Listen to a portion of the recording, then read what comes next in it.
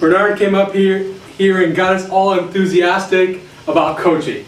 Started us off with a dance and got us energized. And what impressed me about his speech was that it was very full of energy, enthusiasm, and passion. And who better to give a speech about coaching than someone who's experienced it and was able to weave in his personal anecdotes, his personal experiences, some great, some not so great, but giving us an overall view of how the coaching experience would be like.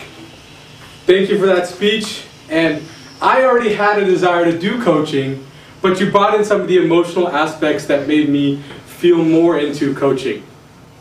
What I want to do is give you 3 things that I think you can improve. We have a group of advanced Toastmasters, so many of us are aware of coaching. I think though if you were giving this speech to someone who was not so aware of coaching, I think they would be missing that what. This was a fact-finding report, and ultimately there just weren't enough facts to engage us to ultimately make a decision about coaching. Because I think the who, the what, the when, the why, the why was there, the who, the what, the when, the how was somewhat missing. I think, for example, how long is the time commitment? What are the expectations? What are the responsibilities? What else am I expected to do as a coach? And you brought the topic up, and then you gave us the ultimate feeling of, I'm going to make a difference, but the how to get there was missing. Then the other thing I wanted to introduce was, in the beginning when you started with the dance, I thought that was very creative and it was engaging, but I just didn't get the connection to what it meant for coaching.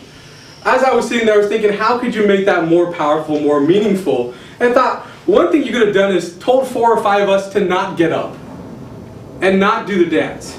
And then you could have relayed into, well, coaching is to get somebody to ultimately reach a conclusion, which is do the dance. But look, there were several of us that chose not to do the dance, and how you can inspire and motivate them to also get up and do the dance. I thought that could have relayed a little bit more powerful, and then you could have brought in towards the end about the importance of being a coach, what that feeling gets, making someone do the dance, and then of course we all want to be DTMs, and how coaching parlays into becoming a DTM. And last, I think just reinforcing that, ending the question and answer period with ultimately being a coach satisfies the DTM, which many of us are here for, but also that feeling that you talked about making a difference.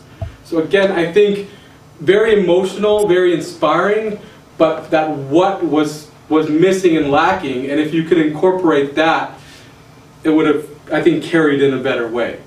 But otherwise, thank you for that speech. I think reminding us of the benefits of coaching is always useful for this group, and I commend you for doing that, Madam General Evaluator.